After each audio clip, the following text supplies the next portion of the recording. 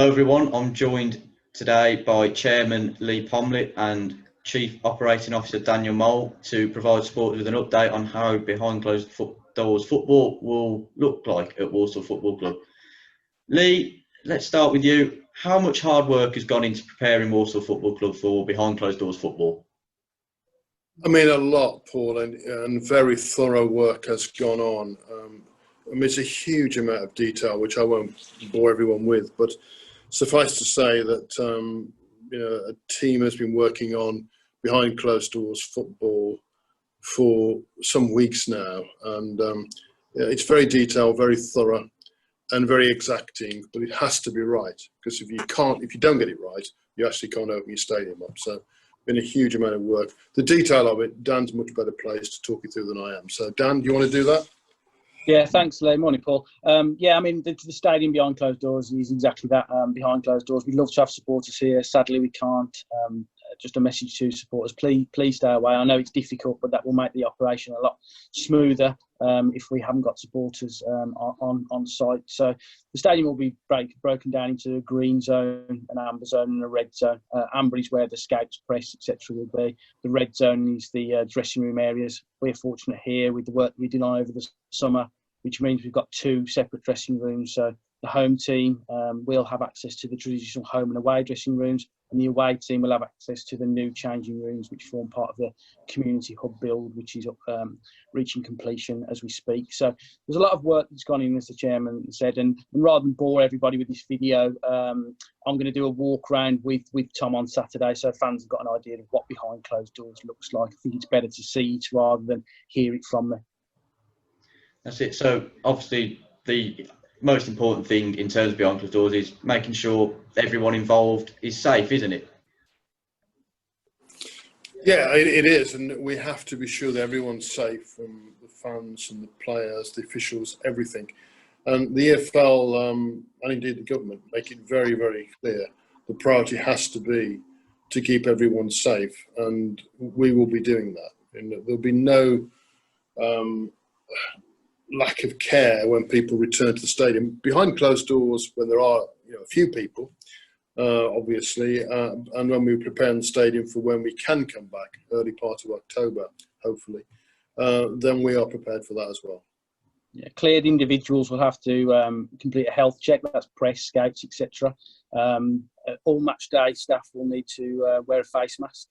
And then obviously the players will follow the protocol that's in place by the EFL. So as Leigh says, no stone has been left unturned, and we're following the protocols to the exact, because it's so important to us. Well, just to give an example, Paul, that myself and and Dan and Steph and others, as well as the players, have had to have 3 COVID-19 tests before we can even watch a game. We've had to have 3 negative tests before we even are allowed to get anywhere near a stadium and watch the football team. So that's a sort of measure, an indication of how stringent it has to be.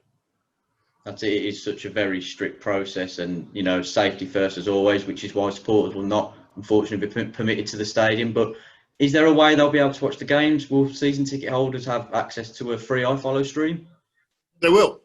Yes, we've been in conversation with the EFL, and I follow now for 3 months. And finally, we reached an agreement course of back end of last week. So all Walsall season ticket holders will be able to watch the game for free. The home games. The away games will incur a fee of £10, but the home games are all free to season ticket holders. And that's obviously important. We want people to be able to watch the games. It's not the same as being here, but it's something, and it's better than nothing. So the games will be free to season ticket holders, starting with the first home game. That's something to look forward to. Dan, anything you'd like to add to that? Yeah, I mean, obviously, as well as the iFollow that we're offering to season ticket holders, Paul, we're going to be issuing a free digital copy of the matchday programme to all season ticket holders. As Leigh rightly says, this isn't what any of us want in terms of the fans not being here. We've all watched Premier League or Champions League final football. It's not the same without support.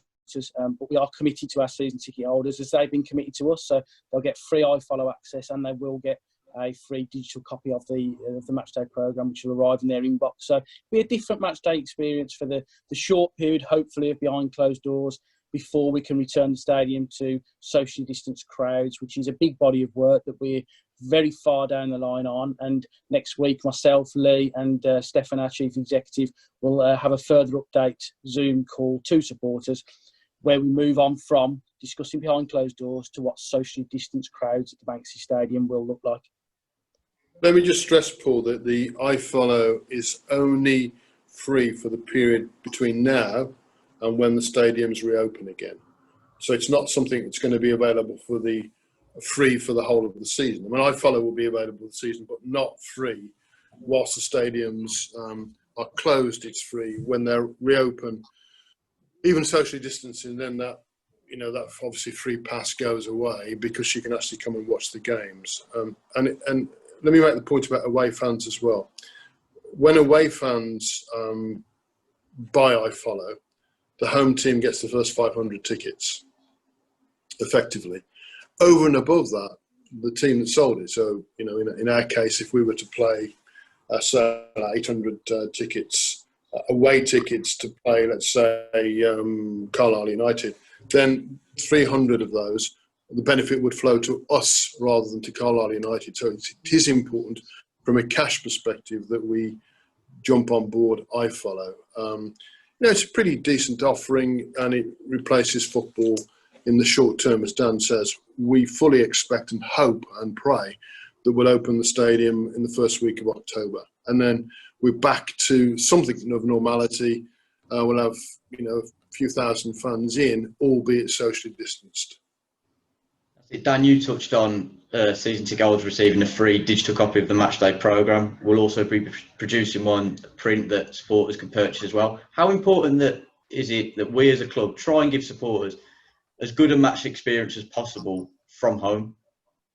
It's vital. As I said, football without fans is nothing. And if anyone didn't believe that, the last 6 months is the proof that actually we need supporters for this game to be the game that we all love. So those programmes as well hopefully will become something of a collector's items when one day when we sat there with our pipe and slippers on reminiscing about the bad old times of 2020, we can do so with a copy of the programme from the first behind closed doors game. So, and also it's revenue back into the football club as well, which is really important. So we'll be producing a print copy which we'll sell, and you'll be able to have posted out to receive before the game. So if anybody's interested in that, obviously they can contact yourself, Paul, to discuss how they go about purchasing the matchday programmes. We'll also have a pre-season friendly here at the Banksy Stadium. How important is that sort of, test the behind closed doors operation? And also, will fans be able to watch that game from home? It's very important because it's our opportunity. Next week, we've got Sheffield Wednesday, so the eyes of the nation will be upon us. So we want to make sure that we're fully prepared for that. It'd be a great chance for the players to be back at the stadium. They haven't been here for 6 months to play a game of football, so it gives them a chance to refamiliarise themselves with their home.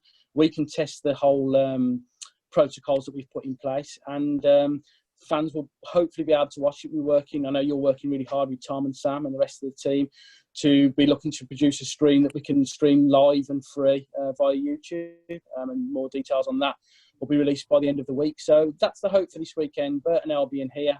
Again, please don't come to the stadium. Please watch it from home on the stream and support us from afar. We miss you, you miss us, and hopefully we'll be back together soon. Just to make the point as well, Paul, in case you got on this, the Sheffield Wednesday Carabao Cup game is live on Sky. Kick-off 2:15 a week on Saturday. So we're fortunate that happens to be one of the games that Sky have selected, which is obviously good news. So you can watch it on Sky. Yeah, that's it with the Sheffield Wednesday game. It will not be on iFollow as well, is that correct? It's not on iFollow. If you've been selected by Sky, which we have, then it's not iFollow because it's on Sky. Thanks for that, Leigh. And given that, all the hard work we've done to prepare for behind closed doors football, how are we going to transition from that to socially distanced crowds when the government allows us to do so? Well, I think you can't do one without the other. You can't move to socially distanced crowds unless you've done the spade work of preparing the stadium for behind closed doors. So one leads into the other. But I'm pretty confident, having gone through pages and pages of detail on this, that having done the BCD, the behind closed doors work so comprehensively, we are prepared for when fans come back. You know, there's the moment the government give us a green light to open the stadium, which we anticipate the first week of October, we're good to go. All the work has been done, and we are good to go. And we'll be communicating with our supporters what that actually means. You know, what sort of behaviours we're looking for, how we look after each other through this process, and what we can do and what we can't do once we're allowed back into the stadium. But we will be ready, I can promise you that. Dan, is there anything you'd like to add to that? Yeah, just to reiterate, we will be ready. The work is ongoing now. We'll be in a position next week where we'll be able to give further detail to supporters who are quite rightly wondering what social distance stadium will look like. Where will I sit? How will I get in? Will I be able to get a pint? Will I be able to get a pie? What will I do? And we'll be able to give more detail next week. But we wanted to communicate this week with supporters what behind closed doors looks like, because that is what is starting this weekend with the behind closed doors friendly against Burton, and then that is how the season will start behind closed doors, and then we'll obviously transition to social distance crowds. Next Tuesday, Paul, we'll be doing another one of these Zoom calls, which then moves us to what does coming to the stadium in a socially distanced environment look like, and what will fans do. So we will communicate. In fact, we'll insist that we increase the amount of communication we do prior to fans coming in. So when you do turn up on that day, when you're out back in the stadium, you'll know exactly what to expect. Just a final note, do either of you have a final note for supporters, starting with you, Leigh?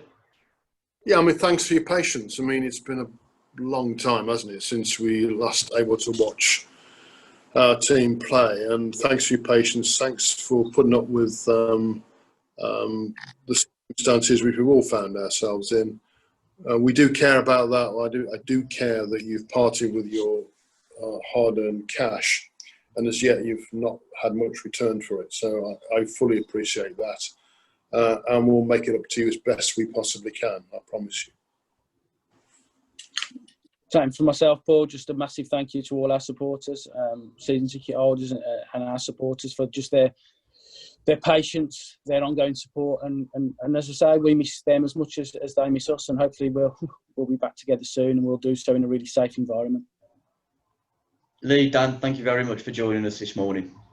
Thanks everybody. Paul.